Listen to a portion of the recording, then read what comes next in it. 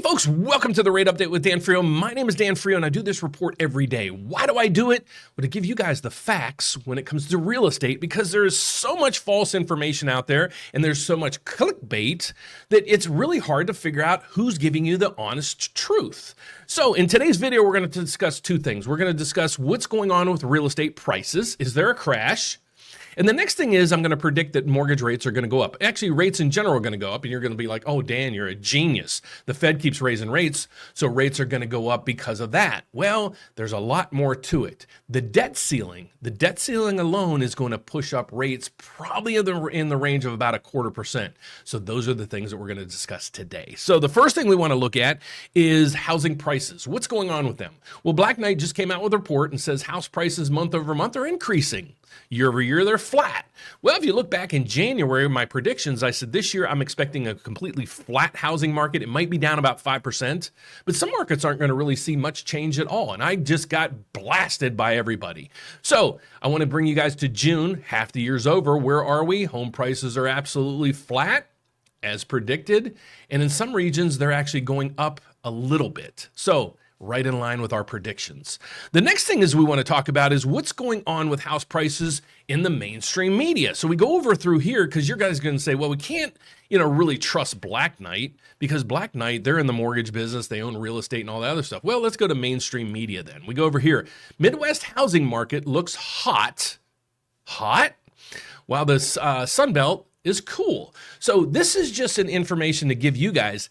You need to make sure if you're looking to buy in your area, don't listen to a lot of us out there or mainstream media. We don't know your exact location of where you're looking to buy. Reach out to us. We'd love to sync you up with a realtor. We have a system. It's free to you guys. We'll vet a realtor in your area to make sure you get a top-notch realtor so you can dissect your market and see if it's a good time for maybe you and your family to buy, or maybe it's a good time for you to rent. So the next thing we want to talk about is let's go over to the economic calendar. And then I want to give you it's kind of a little bit dire news. I know the debt ceiling did pass, but it's not that great news for rates, especially mortgage rates in general. So let's get over to the economic calendar first. So in today's news, we really have nothing Tuesday. You got short-term energy outlook, that's it.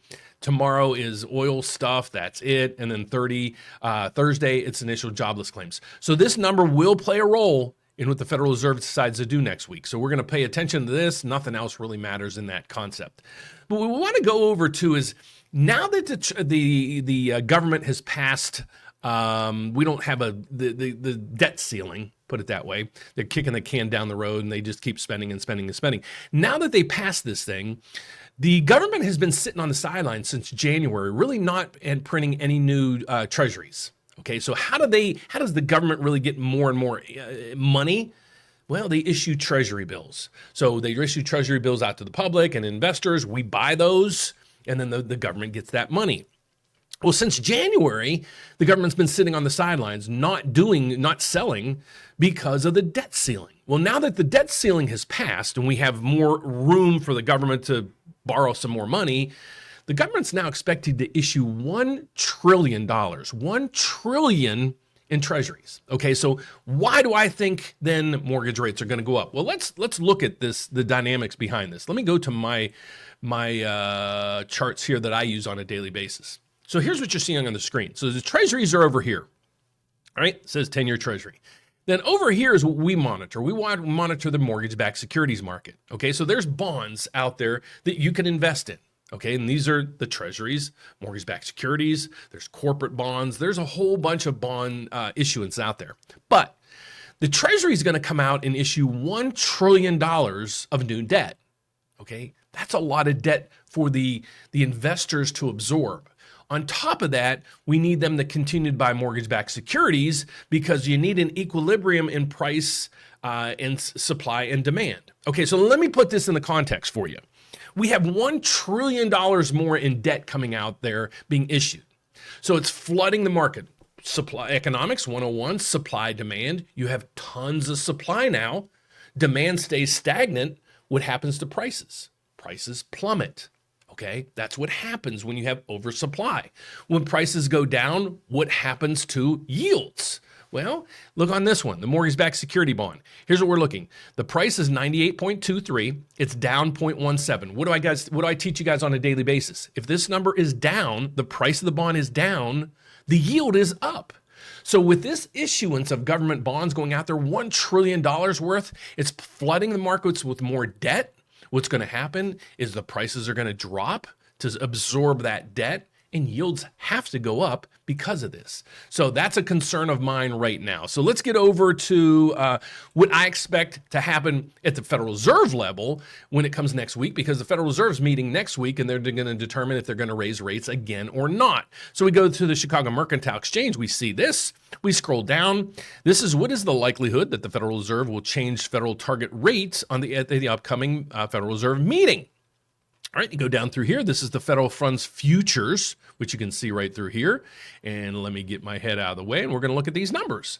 So the futures market's telling us right now that the Federal Reserve is going to do basically nothing at the next meeting. How do we know that? Well, the federal funds rate, which is across through here, is 5 to 5.25 right now. So we're in this column right in here.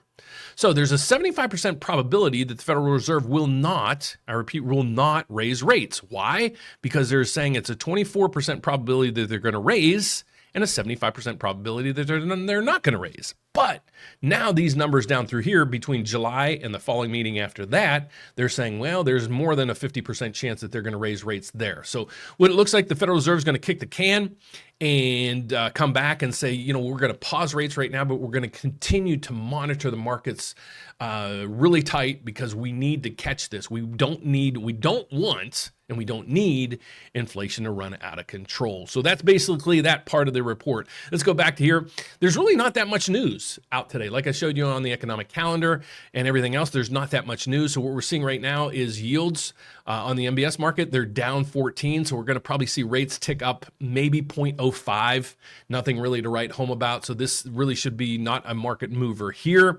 Let's get over to mortgage rates. These are where mortgage rates ended yesterday. So these rates are published by Mortgage News Daily on a daily basis. If you want this website, just go down below and you can find it down there. And these are rates published by Mortgage News Daily. No bank, no lender, no specific company, not even mine.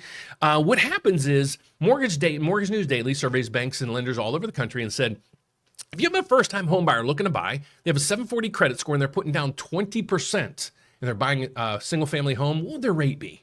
That's what the rate is. So if you're like, Dan, my rate is higher than that. Well, do you have a 740 credit score? Are you putting 20% down? Okay, so this is, again, remember guys, this is the averages that you're seeing. What do we do? So let me explain to you guys what we do. I work at a national bank. So that means I work at a federal bank. That means I can help people all over the country, no matter where you live. Okay, that's number one. The next thing is we're also one of the country's largest mortgage brokerages. So what does that actually mean for you? Well, as a broker, I'm set up with over 80, I think it's 86 lenders now that I can use their rates and their programs. So I can either get you your loan through our bank, if we can facilitate that. We have the best program and the best interest rate for you guys out there. But let's say I don't. So instead of turning your loan down, I can say, well, how about I scan the whole country? I can find, another quote out there for you. We'll do that all for you. So if you're looking to buy a house in 2023, you need a realtor, we can help you that. We have a vetting system. You need a competitive quotes. We're going to get you quotes over probably 60 different lenders. We're going to do all this for you guys. So how do you do that? How do you reach out to us to find out what we can do with our services? We'll go to therateupdate.com. Here it is. There's a couple things you can do. First off, you can just right up through here, give us a call, 844-775-5626. That's one. That's the quickest way to do it. Or if you're like, Dan, I know my credit's good enough. I'm looking to buy. I got the money. I just need your help. So what do? Well, just go over here and apply. Otherwise, if you're like, hey, Dan, I got some questions for you guys and I just don't, by the time I get home and have dinner and everything, I don't have the opportunity to call you guys. What can I do? Well, schedule a consultation down below. We do one-on-one consultations with people daily. We're actually booked out about a week and a half now. We got over 100 applications over the weekend, so we're trying to play catch up there. But that's the best way to reach out to us. But if you want quicker service, all I ask you to do is please do this. Give us a call, 844-775-5626. I'll make sure your phone call's answered and we answer every question that you got. So thank you so much for watching, guys. Have a fantastic day. God bless. I'll see you tomorrow. Bye-bye.